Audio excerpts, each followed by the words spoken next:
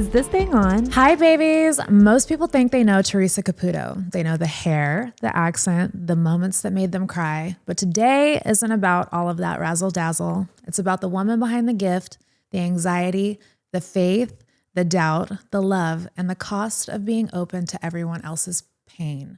Please welcome Theresa Caputo. Oh, thank you. Yeah, it's so great to see you. It is so good to see you again. Ever since we met, like when I sat down, I don't know if we're allowed to talk about it yet, but I sat down on your podcast with you, and ever since then, I just felt like such a connection to you because you just are such a bright light in this world. Oh, thank you. And it's amazing how you. One of the things that resonated with me whenever we did sit down is you said that you only use your gift for good. Mm-hmm. And you talk about how you struggled with it also. Right. And I confided in you that I've always had a gift, but I've been scared too because of my religious background. Right. So I think that this avenue in life, like, you know, mediumship and stuff like that, needs somebody like you. And we've needed somebody like you for a really long time that can show the difference between light and dark, because gifts like this can be used for such, you know, different things, and sometimes things that aren't good.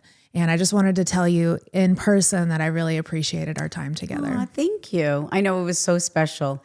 It was so amazing. I mean, even from the moment that I walked into the space, you know, and how your loved ones' souls were like hanging out there already. Like I still can't get, like when I was drawn to that corner, you know, it was just amazing. Yeah, no, it was awesome. I can't get over your style though. That was like one of the main things that I loved about you. I want to dress like you. Like I love your style. You're so cute. The way you dress. Thank you. And then the legs. I need to know, how are you maintaining this muscle tone? Well, I have good genes. Yeah. But I work out, I do Pilates. I've always like strength trained and stuff like that. And as I got older, I realized I can't work out like that anymore. Yeah. So for the past year, I've been doing Pilates and just kind of changing it up a little bit. So I need to stop weightlifting and start doing Pilates because I need legs like this. You could do, well, it's hard because I've always had really good legs, you know. Have you always been athletic? Always been athletic. Yeah. So I used to deadlift. I used to do all that.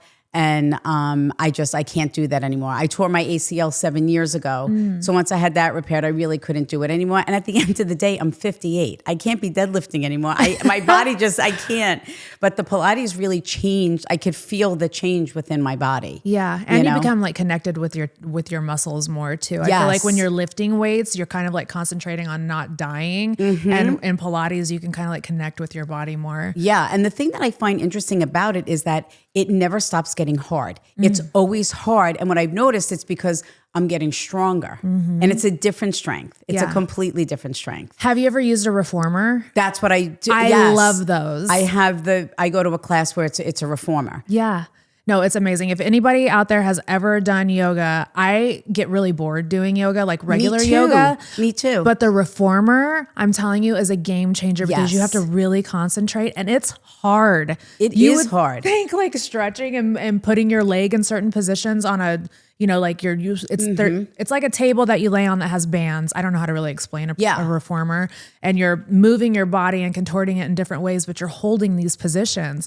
And you would think it would be easy, but it's not. It's not. And the reformer is only moving because you're whether lifting from your core or you're lunging forward, and it's really hard. Yeah.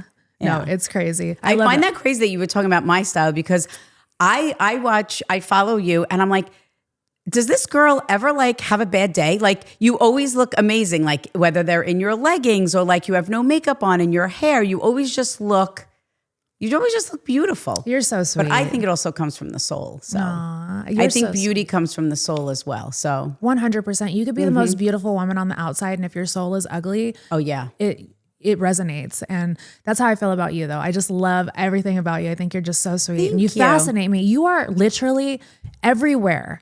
Does anybody just ever stop and ask you like, hey, how are you doing?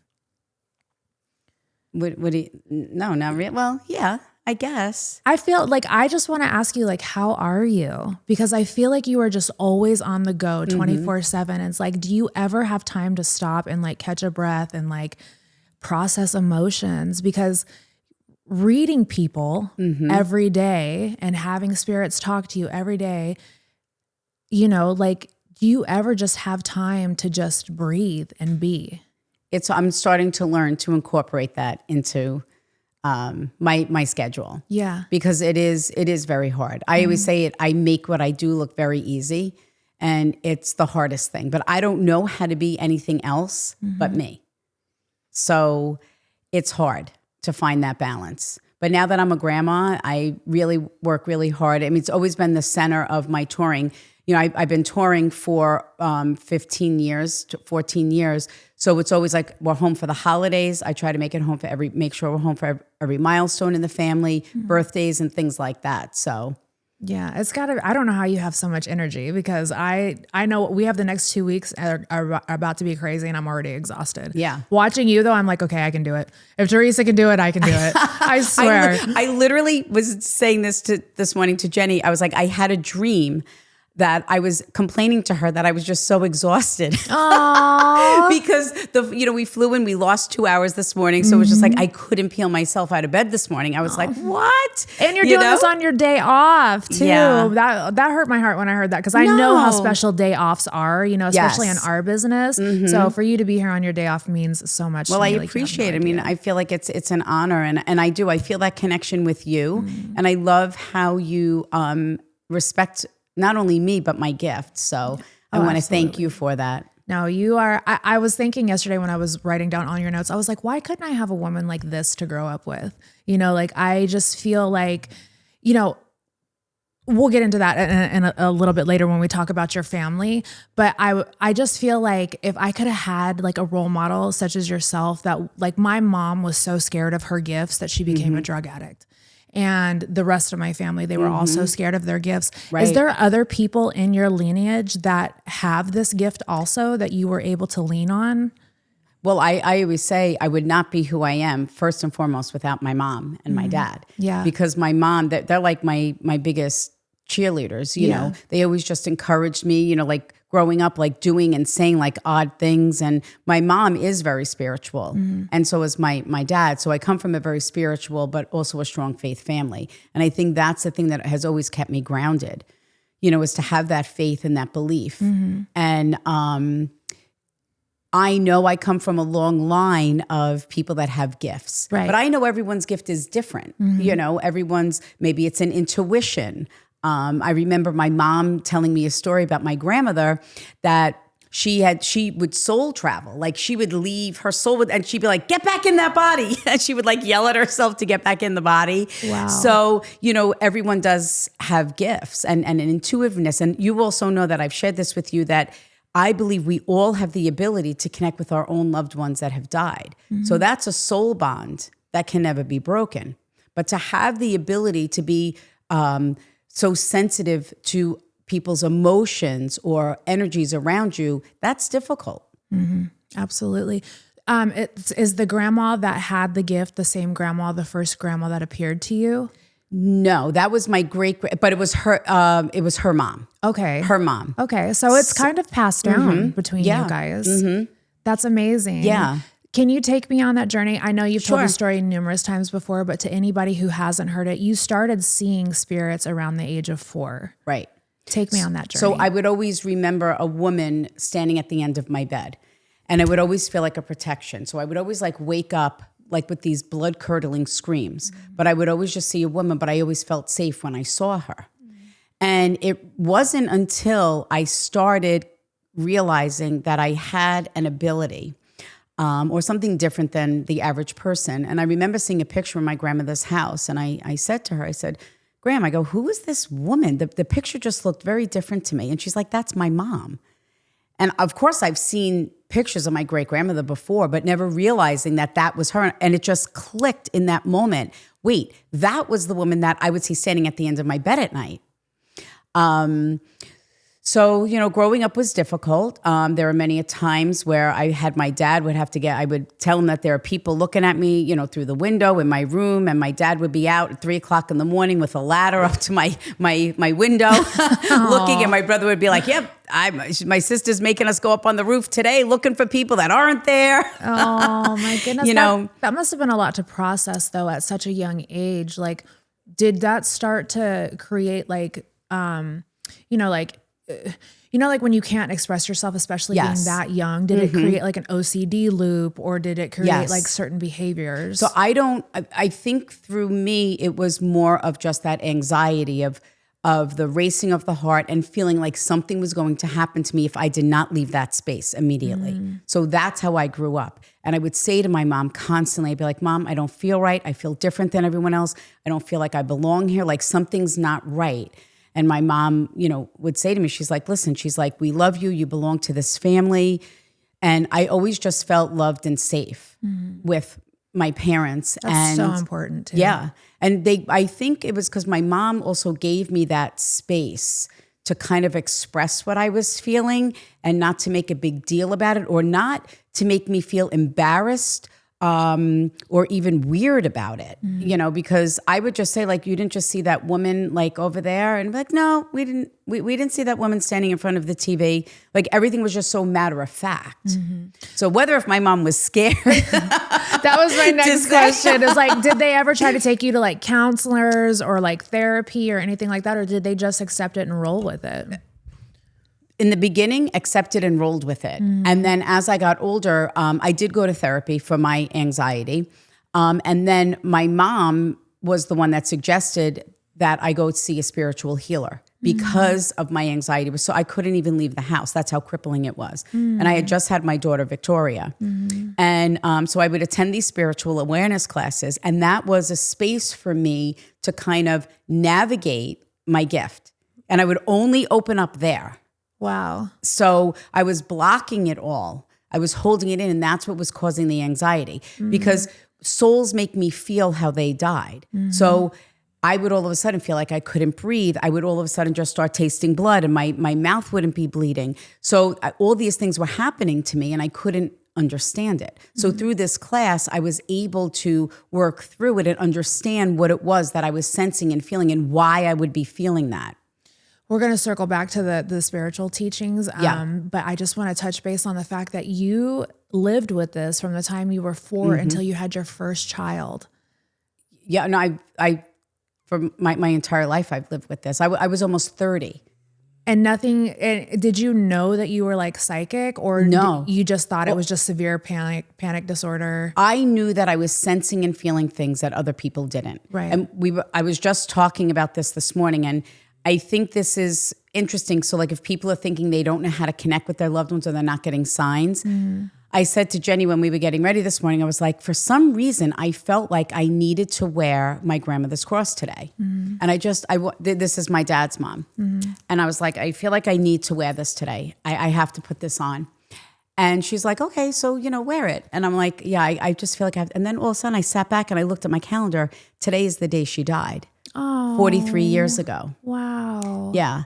So like little things like that, like an intuition. And to me, that was a sign from her of her saying, wear me today. Yeah. Right? Remember me. Remember me. Bring me with you today, even though she's always with me. Yeah. But this is all part of like intuition. And some people I always say, because if people are very intuitive, right? Like you're you're very intuitive. Yes. That doesn't mean that then you have to be a medium. Right. Does that make sense? Right, yes. There's a difference. I know I was born this way. I was built, my physical body was built to do this kind of work because it's not easy. And I know my gift is guided by God because through that struggle of going to the spiritual awareness classes, I was fighting it. And I was like, well, why would God give me this gift? Like, this is crazy.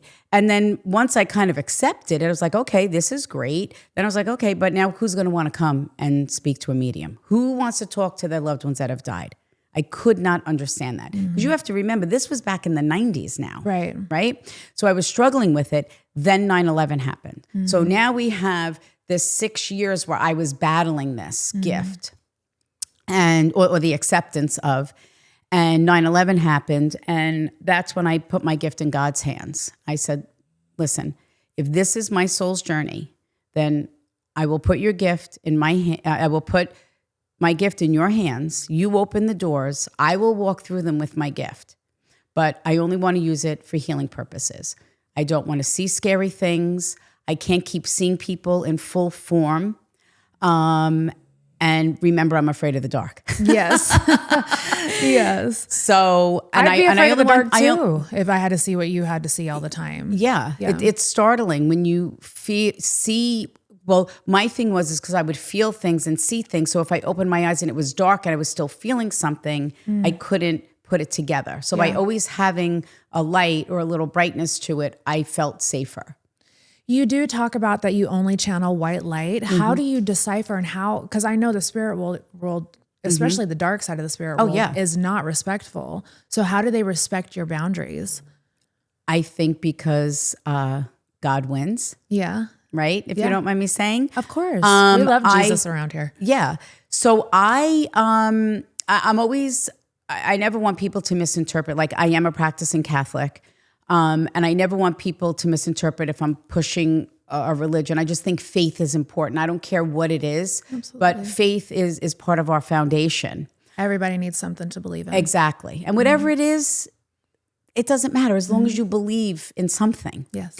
So I don't know how it is, but I know it's true. I can see souls, but I can't receive direct messages from them. They have to be channeled through another soul. So I know I can't lower my vibration low enough for that. And it's happened where I've seen it in readings. And then also I've seen dark energies around people. I cannot get in there, but I'll know what it is and I'll just back off from it. And I'm always protected. What does a light energy look like and a dark energy look like? Is it pretty self-explanatory, or do they come in different forms? I could just feel, a lot of my communication is through feeling. But the one instance that I was just referring to, I was doing a live show and there was a woman and I asked her to stand up. And when she stood up, I saw all this just darkness around her. And I was like, and I just got this like pit in my chest and in my stomach. And I literally felt like someone was pushing me back to back away. And I said to her, I said, do you not feel right? Do you feel heavy? Or like, do you feel like, or do you use the term, I have this black cloud over me? And she said, yes.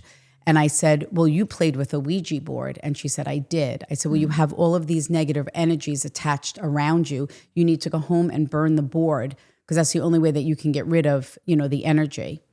Wow. And she literally, I'll never forget it. She looked at me. She says, well, I don't want to. And I said, okay. Wow. Yeah. And I just like, got goosebumps. Why would you want that dark energy around you? I don't know. I don't know. We had a spooky situation that happened here because I have a lot of antiques in here. This is just our studio where we film.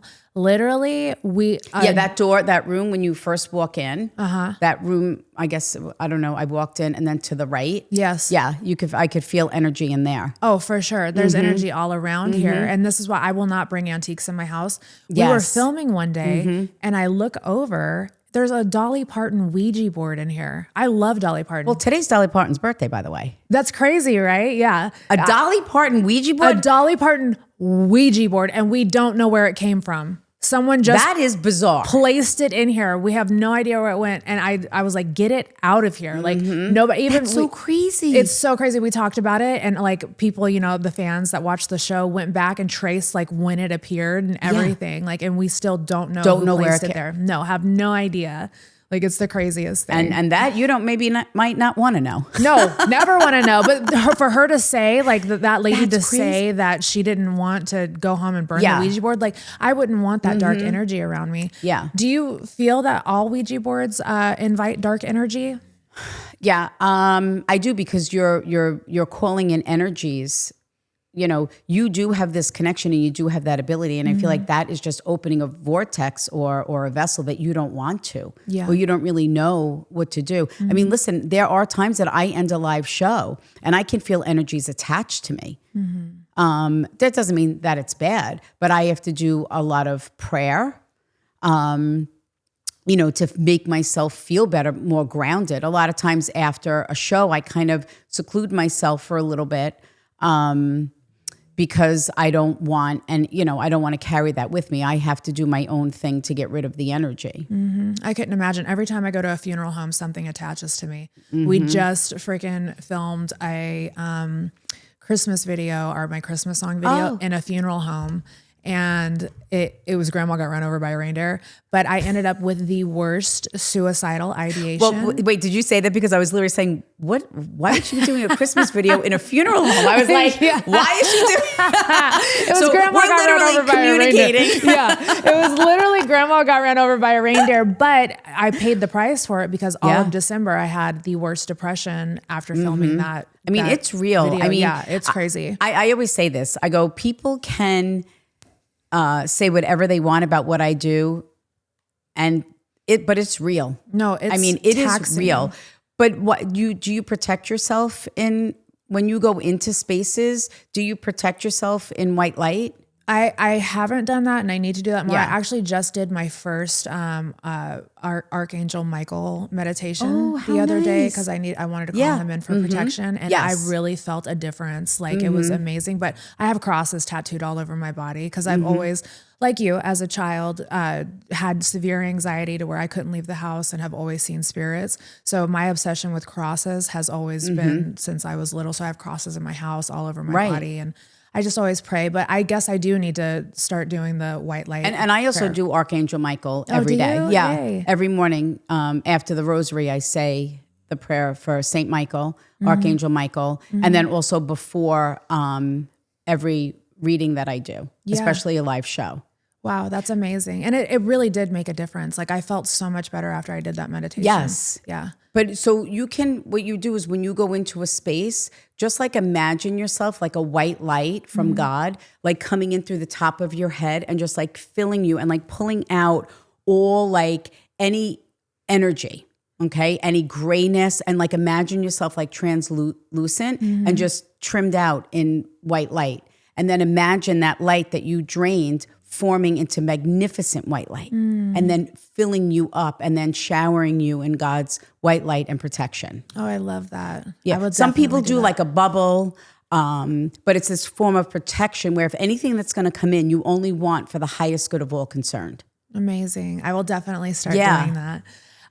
Raising your children in this, you had them on TV and just in your lifestyle. Has your children known that you had this ability ever since they were born? Since they were little, I mean, my kids, when they went to school, people are sharing, my dad's a police officer, my mom's a teacher, my mom's a nurse. There's my kids. My dad's an Italian importer, and my mom speaks to dead people. Like my kids grew up, that's what they knew. Yeah. But but the beautiful thing about that, they did not think that was odd. Like, because it's all they knew. That's all they knew. Yeah. I ran into someone recently where it was a mom that was on a baseball team with my son. And she's like, I never knew that that's what you did. She goes, you used to say things to me all the time. And I thought she was like, it always reminded me of my dad. She goes, but now I'm realizing you were channeling my dad at the baseball games. Aww. But like, it was just so matter of fact. And no one ever made a big deal about it. Do any of your kids have gifts as well? Of course they do. Yeah. My son is just very intuitive. He's very sensitive. My daughter shows signs to be able to do more like what I can do. Wow. Yeah, but she also struggles with mental illness, and she's very, very open about it. Yeah. And she's good when she puts her mind to it. Yeah. Yeah. She's really good at it, but she doesn't want to. Yeah. And you have to want to be able to. But it's a big responsibility. Right. She probably has to watch what you've gone through. Yes. And I say this all the time. I'm like, I make what I do look very easy. It's not. But it's the hardest thing to allow a soul to channel through me. Take people on this emotional roller coaster, right? And I don't think I realize what I do changes people's life in a positive way.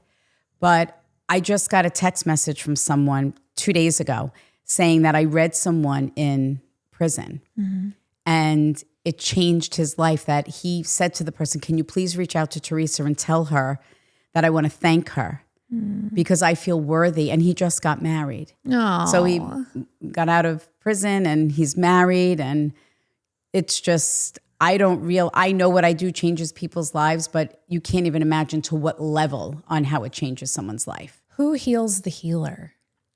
Because you are a healer in a sense. You are bringing so much light to people, so much closure that most people would never have if they hadn't. Like, you brought me a ton of closure, so I could only imagine you doing that times the thousands and millions of people that you have reached. Who heals the healer, though? God. Oh, yeah. Yeah, because it's in the beginning, I would say I would get it from the woman who helped me with my gift. And unfortunately, she has passed away. But that was in the very beginning. And then since then, it's been my faith. Yeah. You're an anomaly, because I know how, like, you know, I'm not even on your level, and I know how exhausted I get picking up people's energies. I could not imagine what you do. Like, and you don't get, like, do you ever get physically ill from reading so many people, or are you constantly protecting yourself? No, I'm constantly protecting myself. In the beginning, that's interesting that you asked me that. In the beginning, I did become very physically ill. This was when I was struggling with my gift. And I don't even know if I even shared this. Courtney, you might know this. My dad had to physically carry me into the doctor. I was ill out of nowhere. My kids were babies, and I was literally in bed for 2 weeks. But at the time, I smoked. And I Cigarettes or weed? No, it's cigarettes. Okay, gotcha. No, not weed. Gotcha. I don't know what that would. Listen, I don't we know have what to that would look clarify like these days. No, listen, people do them. That would probably be a disaster, Right? Yeah, I was never one to really dabble, with things like that. Yeah. I guess it's like also like a control thing. I didn't like that feeling. Yeah. So it was almost like a way I felt of God detoxing me, because I couldn't do the work that I do with filling and putting toxins in my body. Right. Oh, absolutely. So that makes sense. I know that, and literally my mom said to me, it was like a couple of weeks after I had stopped smoking, my mom said to me, she goes, "You are such a bitch." She goes, "You need to go back to smoking." And I go, "No, God doesn't want me to smoke." And we both looked at each other and we were like, whoa. Like, but these are things that I would say, like, who would say that? Yeah, right? And absolutely. I knew it was for a higher purpose. When your dad had to carry your dad or your husband? My dad. Dad had to carry you into the hospital. What was the diagnosis then? Was it just severe stress and just taking on everything? It was just, I think they chalked it up to like a flu. Wow. Yeah. And it was just from reading people. It was me battling and fighting and resisting. And I do believe that sometimes when the worst things happen to us, things happen, but it's always for a reason. Always. So even though that was the worst at that time, it was awful. But I know it was a time for me, like there was just something deep in my soul that I knew I had to stop smoking and that I had to accept my gift. Yes. It's growth. I always say there's a blessing and a lesson in everything that we go through. You were married and raising kids before you ever fully stepped into this work. Do you think motherhood delayed your awakening, or do you think it prepared you for it? I think it prepared me. Again, as a child, I always knew that I wanted to get married young and have children. I knew I wanted to be a young mom. And I think most people feel that way, but I would not be able to do what I do and travel and all the things that I've done if I did not have children at a young age. Right. Absolutely. How did being a medium affect your marriage in ways that nobody could see?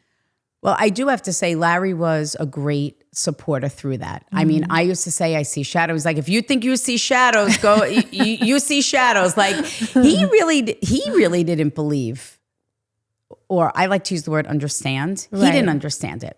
But what he understood was that when I read, I became better. Like, it was like a release. Yes. Wow. Because the anxiety came from me trapping all the energy inside. So he did notice that once I started reading, I was more relaxed. I didn't have anxiety. So he was like, "I don't care if you think talking to dead people makes you better." He goes, "Then you talk to all the dead people you want." Oh, he's like, if mama ain't happy, ain't nobody happy. Did you ever feel guilty, like you were more emotionally available for strangers but you were like exhausted at home? 100%. I still feel that way. I still feel that way. And that's why you're trying now to kind of slow down and take time. And I know that that's not true. Like, I know because I work very hard. I have amazing relationships and bonds with my family. I still live next door to my parents. Yes, so I love that about you. I love the fact that they're friends. Taken. I mean, that's amazing. Oh yeah, my dad is 85 and my mom is 78. Yeah, and my dad, you would not think he's so active. He's unbelievable. My dad. You light up when you talk about your family. Yeah. No, I love. Well, that. I wouldn't be who I am without them. I feel so blessed. Not only to still have my parents, but to have them. They are the most amazing role models and the best parents that anyone could ever ask for. They sound amazing because a lot of parents, especially hearing stuff like this from their child at 4 years old, would have been like immediately trying to like put them in a mental institution or put them on medication, or, like you never know what to do with something like that, especially. I say then. that I might have been diagnosed with schizophrenia. Yeah. And yet, unfortunately, that is a real mental illness. But I could have been easily diagnosed with something else, and not if it wasn't for my parents. I mean, trust me, my dad is very afraid of my gift. He's always like, "You're taking the dead people with you, right?" Like, he's like, "Keep it over there, though. I don't want to know like about it." He's like my number one supporter. Like, he's always handing out pictures of me, and he's just, he's the best. Does he ever come to you for readings at all, or is he just completely? If I say one thing to my dad, he's like, "Gotta go." But it's also hard. Like, I always say this, my family and friends get screwed out of readings all the time because this is what people also don't understand. If I know something about someone, it's harder for me to read them. Because when I get the information, it's like, oh, did I know that about them? Or is this my own memory that I'm recalling? So when I read, I can't have any personal thoughts, feelings, or emotions. They have to strictly be the emotions of the souls of the departed or the person that I'm reading. So when I take great pride when I say, if I read someone that's in the public eye and I'm like, I don't know anything about them. It's such a beautiful thing because it just makes the experience so much more authentic. You are definitely the real deal. I will say I was a little skeptical when I went into our podcast. Not that I was skeptical, because I totally believe in it. But people nowadays, you never know.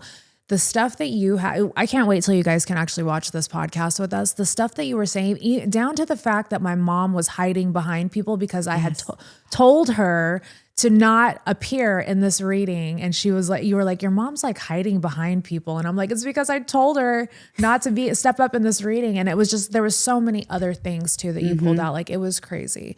You are definitely the real deal. Moving on to when you were doing this with your spiritual teacher, you studied with a spiritual teacher, you learned boundaries, grounding, discernment, and structure. You didn't just wake up and start doing readings, you trained. What was the hardest discipline you had to learn? I don't know if I would look at it in that way. The only thing how I could describe it to you, Bunnie, is that I put my gift in God's hands and I realized that this had nothing to do with me. I know that some people might not understand that, but I'm just the vessel that they're using. I'm just crazy enough to remove myself from it and allow them to take over my physical being, to be able to deliver messages. So I think that was the hardest thing, if you might say, that I had to learn, because I'm just Theresa Caputo from Hicksville. That's literally how I still view myself. And this does have to do with the souls, not me. It's so selfless that you have dedicated your entire life to just putting yourself aside so that you can help other people. Well, I didn't realize that this was going to be my life. I never in a million years thought that I would be where I am today. I didn't, if you want to refer to it as a business, I had a business card. I didn't even have a website. I didn't even have an email. I had a business card with a phone number on it, which was the sign of the cross, by the way. Wow. And it was a business card. I had a 2-year waiting list. I was booked for 2 years. That's and insane. Then one day, Courtney, my manager, she came to me. Well, unfortunately, Courtney lost her dad. And she was having, you don't mind me sharing this, do you? trouble moving on. And her sister, Victoria, said, why don't you go see Theresa? And she came for a reading and it changed her life. And she's involved in television, and she had said, everyone should have this experience, should be given this opportunity that I had. And she came to me and asked me if I wanted to do a TV show. And I was like, all right. It's like, okay. So I thought I was just going to like film a couple of episodes. I'd be like on my break from filming, like making appointments. And they used to be laughing at me. They're like, what is she making all these appointments for? She's not going to be able to do this. She's going to be filming a TV show and all this. And most certainly, I never thought that I would be traveling all over the country. Crazy. Living on a tour bus, doing live shows. So many back to back shows. Like you have a tour schedule like my husband. Mm-hmm. It's insane. Yeah. You have to be proud of yourself. Do you ever just stop and like think, like pat yourself on the back and like, you should. I'm proud of myself because where I am, here's this little girl who couldn't even leave her house because of the anxiety and the fear, insecurities, whatever they may be.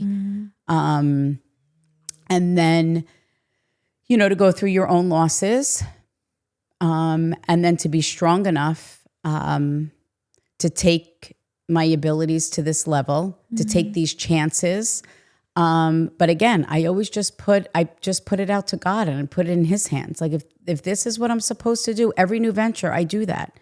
Well, I'm proud of you. Thank you. And you are somebody that I love to look up to, and I'm happy that we have role models like you. Thank you. What's the biggest misconception people have about how controlled and intentional your work actually is? Oh,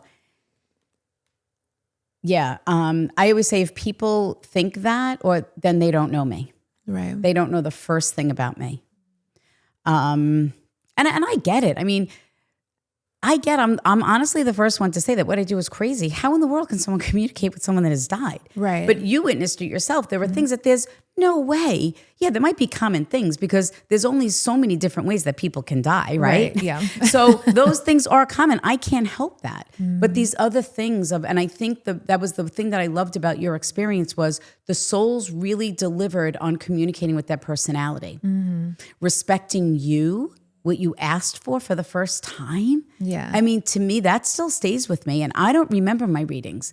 That stood out to me. And they all showed up. I mean, it was crazy. There was a lot of people that showed up in that reading. It was really, really wild. It was crazy. It was amazing. It's like but I feel like they wanted to talk to you as much as they wanted to talk to me. They were like, oh shit, they're together? Like, it's time to show up and show out. I really feel like they were just like, this is our time to shine.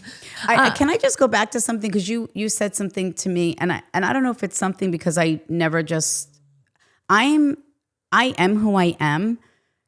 Do I take, I don't even know how to say this, if this is correct to say, like, credit for where I am? Yes, I did it. But I always say I would not be who I am without the people around me, including my family, but also my team. I have the most incredible team around me, and people have been with me since day one. So I'm very blessed, and I don't take any of that for granted. Because I know that if I didn't have these people in my life, things could have been very different for me. Your vibe attracts your tribe, and I feel like you attracted people who are just like you. So that's a testament, again, of who you are as a person, and then also your team that you have around you. So you have to be proud. I want you to start practicing on saying, I'm proud of myself. I'm proud of myself. There you go, You sister. hear that? I'm proud of myself. Did you guys hear that? I'm proud of myself. There you go, sister. So your life changed overnight with Long Island Medium. When the show exploded, what part of your life disappeared first? Because that show, I mean, you were everywhere, and you still are. I would say being home, or all that, just being home, and also the freedom of just going out. That's hard. You go out, and I love people. I will stop and I will talk to people, but people also have to understand if you're out, you're doing errands, you're doing things, you can't do things like that for yourself. So I think that was hard because I am such a people person, and I just love to be out there. Yeah. So that was just harder than just being home. I think people, when people hear stuff like this, they're always like, well, you chose this life, or like, you know what you signed up for. And half the time we didn't know what we signed up for. I didn't, right. Yeah. My poor husband, even wants to go to like his son's basketball game and he's getting filmed, so it's like you totally forfeit privacy and like little things, like even being able to go eat dinner with your kids, something like that. And we're in no way complaining. Not at all. Not at all. It does affect us as humans. So because we just want to do things. I mean, people will come up to me and say, "What are you doing here?" Like I'll be in Target. This man literally came up to me. He's like, "What are you doing here?" I go, I don't know, I'm buying toilet paper. What are you doing here? Like, I'm doing the same thing you're doing. Like, I have to. And he literally said to me, don't you have people to do that? I get that all the time. That's so weird. I said to myself, it's such a different misconception. And I think that is one thing, Bunnie, that I work on myself, because I think we all do it to an extent, judgment. We judge, right? And my mom always says, don't judge because you don't know the whole story. Oh. And it's true, but yeah, of course, but they're here to help me, not to go, you know what I mean? Shopping like I could go do my own thing. CVS is my favorite hiding shopping place. I'm like, CVS has become my one-stop shopping. I love that. Okay, well now everybody's gonna be looking for you at CVS in your hometown now. Do you ever feel pressure to be on spiritually, even when you're emotionally empty? I don't, because there's something that I feel that spirit knows as part of the boundaries. Because of course I feel energy now and I feel things, but I'm not being pushed to say anything. That's several things. It means that maybe the soul doesn't need to communicate. Maybe the person doesn't want to hear from their loved ones, because not everyone wants to hear from their loved ones that have died, right? So I don't really ever feel pressure. And it's hard when people say, oh, are you always on? It's not an on thing. I can't explain it. It's not, so I don't know how to. It's a lifestyle. Yeah, but I don't know how. I don't know how to turn it off. I don't know how to turn on. It just happens. Yeah, I understand. What is the funniest thing a spirit has ever said to you? Oh, there's so many things. This just popped into my head. I remember doing a live show, and it was an older woman. She was, I think, in her 80s, and her husband had passed away. And he goes, tell my wife she still has it. And then he showed me him chasing her around the dining room table, and then him and her on the dining room table. And I was like, oh God, how do I unsee this? So I tried to deliver this in a way of and I said, oh, your husband says you still have it. And then I felt him like hit me on the butt. And she goes, he would do that to me all the time. And then she says, and he used to chase me around the dining room table. I'm like, oh, la. I don't want to hear this again. You're like, I know, I just saw it. Yeah, exactly. That is so funny. But those are the things that I love. Like, so there are always levity moments, because I want spirit to communicate with personality and laughter, because I feel that is the best medicine for the soul. And I think in a way it also gives us permission to kind of live life with happiness and joy, even though we're missing our loved ones that have died. Yes. Amen, sister. Yeah. What's one thing you wish people would stop asking you? Stop asking me. What are you doing here while you're in Target? Yeah, what are you doing here? Why are you in Target? I don't know. What would it be? Because usually for the most part, when I see people, they're never like, oh, what are you getting? Like, people never say that to me. They're always just thanking me for what I do. They want to share with how what I do changed their life. And they just want a picture. Oh, this is it. Stop asking me to change my hair. It's not going to happen. Oh, right. I love my hair. And the reason why I wear my hair this way is because I don't like it on my face. So when my hair isn't done, my hands are constantly in my hair, and then your hair becomes greasy and like dirty. And I don't like that. The higher the hair, the closer. And to, I the like, closer and to God. I like it. I don't know why. I just love big hair. I think it's your signature. If you changed your hair, I don't think anybody would recognize you. Oh, they do. Even in a baseball hat, someone will say, I noticed the way you stood, the way you walked. I heard you talk. The voice gives it away. Yeah, it's definitely a But trademark. I always, even if I don't do my hair, it's always like in a little poof. Like, I just love a poof. I think I look better with my hair bigger. I love it. I tell when she's doing my hair, I'm like, tease it. Yes. I want bedhead. Right? I want to look like I just got banged type hair. Like, and when I get my We hair were just done, talking about that. You love that tousled hair. Yes. Right? And I was just saying tousled hair. And then somebody said, oh, like you just. Yeah. Great what minds think alike. Yeah. And Great I was minds like, think alike. I didn't think of it like that. Yeah. No, that's exactly what it is. I love it. I love bedhead. Yeah. It's amazing. What do you think the biggest myth about mediums is? I think that it's not real. And I only speak for myself. I feel that there are people out there that do have abilities. And I always say, if someone is helping someone live their life in a positive way, then I support them, and I can't explain what I do. It just happens. Yeah. So when I'm like, I don't know, this is just me. Yeah. So Do you have friends that are mediums too? I do. I have one really good friend. And she, I kind of helped her along or encouraged her to do this because she was, but then she stopped. So she's one of my best friends. Would you ever get into teachings? Like actually like letting people learn from you or mentoring somebody? I don't know.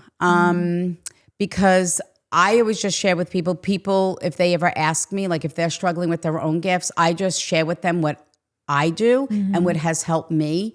But because it's such a personal thing and the way mediums communicate, we're all different. Not one better than another. We're just different on how we get and receive messages. So for me, it's more of a feeling and just a knowing. Like when I hear someone speak to me, I'm not really hearing someone speak to me. I can't explain it. They're really not speaking to me, but they're speaking to me. Right. But you feel it and you see it and yes. And and it's just something that I feel like deep in my soul. Mm-hmm. What would you be doing if you weren't a medium? Oh, I don't know.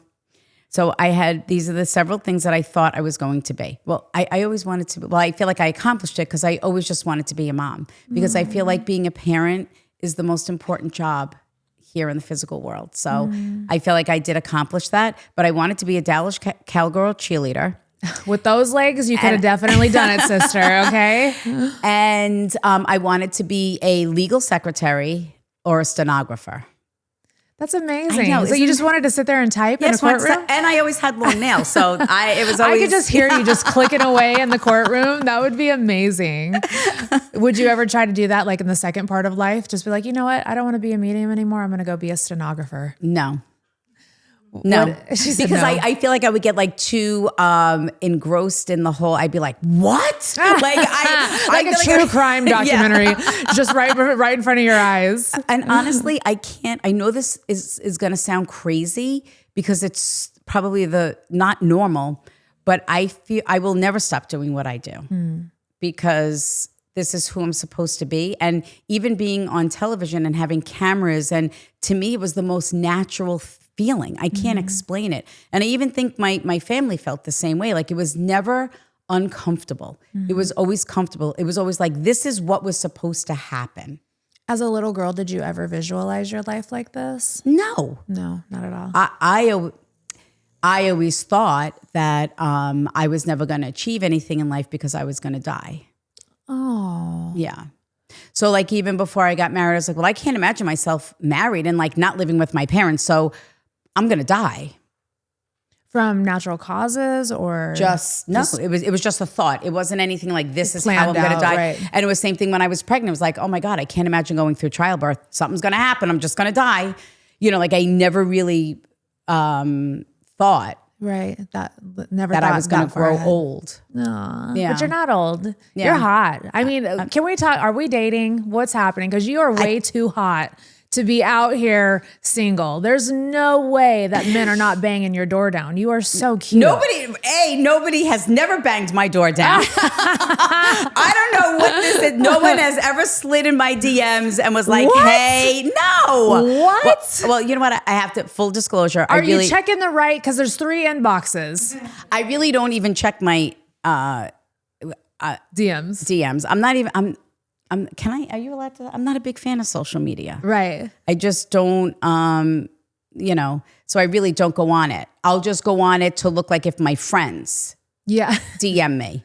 So, how is dating life for you now that you are single? Well, here it is. Like, commodity. I don't feel like I ever really dated. Like, I've never really dated. Like how most people say, oh, I met someone at a bar or I met on an app. It was never like that for me. I couldn't see you on Tinder. No. There's no way. No. So how does somebody like you meet somebody? Well, you meet people through connections, through work. Mm-hmm. That's how I met my first husband. That's how I met Larry. Mm-hmm. I never even thought about dating or wanted to date. Why have we not made a dating show? It just kind of happened. I'm really not a dater or like someone that, and I never was like that. Mm-hmm. No, I am dating. Oh, you are? Well, I'm not like freely dating. I have someone in my life that I've been with for, several years now. Oh, okay. Yeah. I did not know that. Yes. That didn't come up in any search that I was looking for. Well, you also have to realize my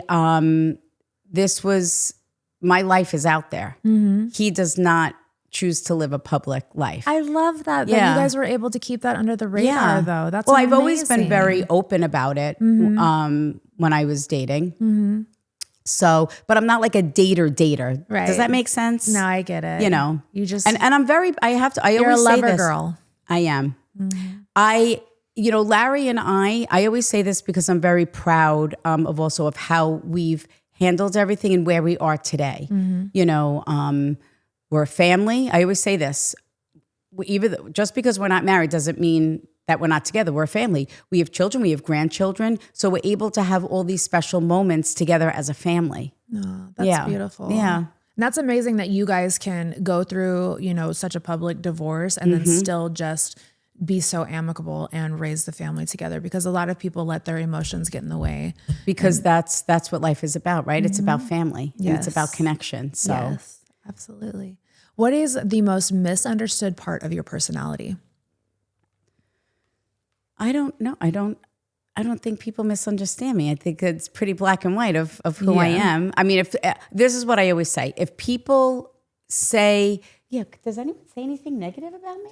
No. I don't even know. I don't know if it's... I don't even know. No. Not clearly negative. I don't care either. Like, I don't know. I don't say, like, because you like nice things. Like the money. Yeah. And she makes money to give it away. There's right. one person in this planet that donates more to the charity in her church. All these charities on Long Island, like one, like John Thiessen. Mm-hmm. Yeah. She's able to buy him a house where he could do such great work with kids with battling cancer. Like, she makes money to give her money away.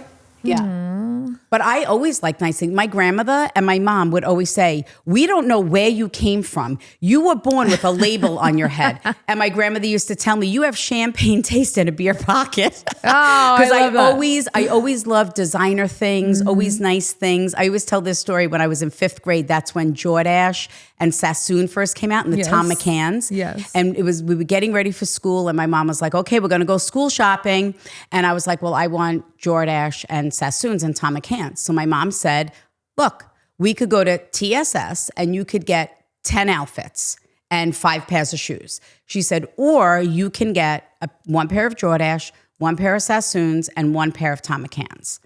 And I chose the 3 items. You're like, I want all 3. Yeah, I've always been like that. Like I just like nice things. I don't know why. Again, I was just born this way. And I think that is one of the biggest misconceptions about me, is that people don't know or realize that what I do is so much more than me communicating with people that have died. Mm-hmm. Behind the scenes. Yeah, the behind the scenes things. So I did a fan club because, and I'm very proud, Sylvia runs my fan club along with Victoria.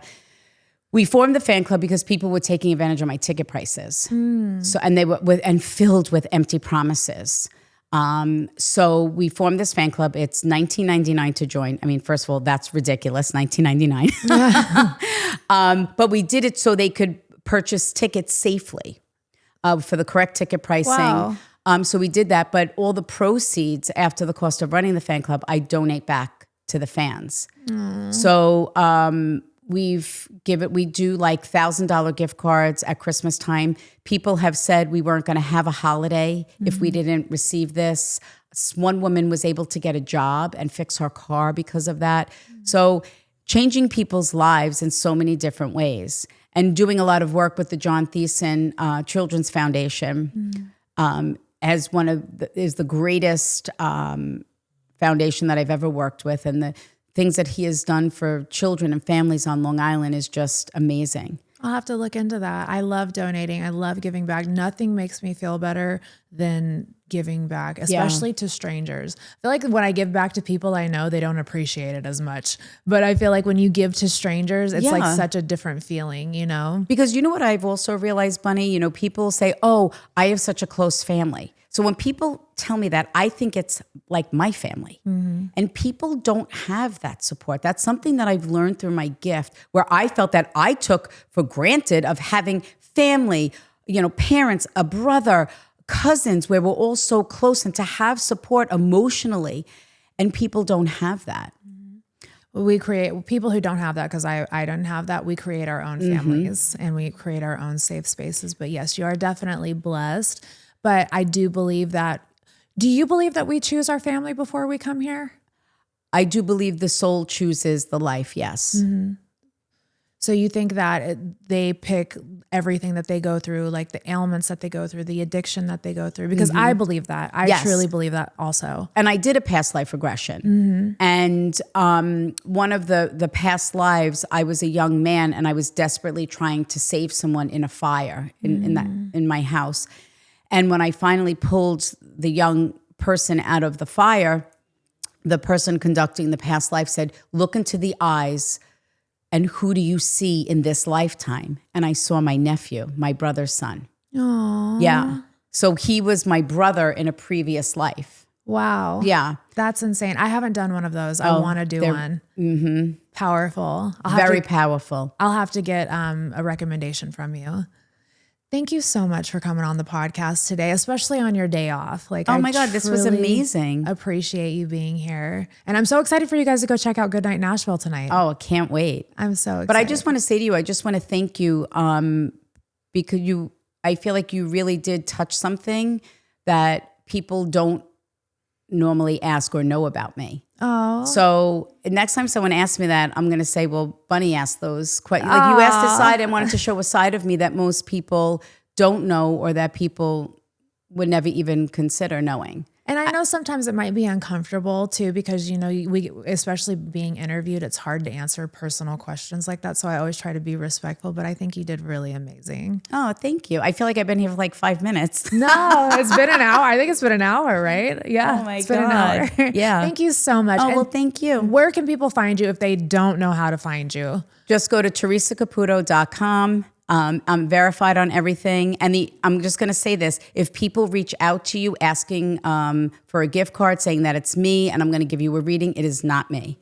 There is so much out there and this is, again, something that through the fan club we work so hard for. That's why I encourage people to join the fan club, because you have direct access to my team and my team only. Yes, and they can reach that at theresacaputo.com. Yep. Go sign up for the fan club. I'm going to go sign up for the fan club. I'm going to be the #1 fan in there. I'm going to be like a stalker in there, just crazy. I love you, girl. I can't wait to just continue watching your journey, and I'm just so proud of you. Oh, thank you so much. And equal. I am proud of you too. Thank you for being here. And thank you guys for tuning in to another episode of Dumb Blonde. I'll see you guys next week. Bye.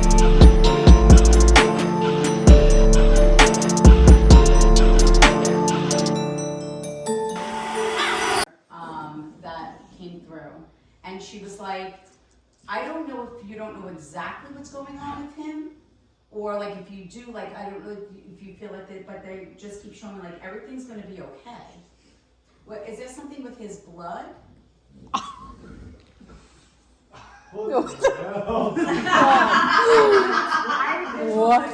I knew this was gonna happen. Yeah. So just so you know, like how you always say, like you want to be respectful. Like I always feel like because I feel like you wanted to ask me, but you were afraid to ask. Oh, I would never. No, I know. So you were afraid, to ask. But I feel like, did you just switch a doctor, or did they just switch the treatment? Yeah, no, he bled out last week. He lost 50% of his blood at surgery.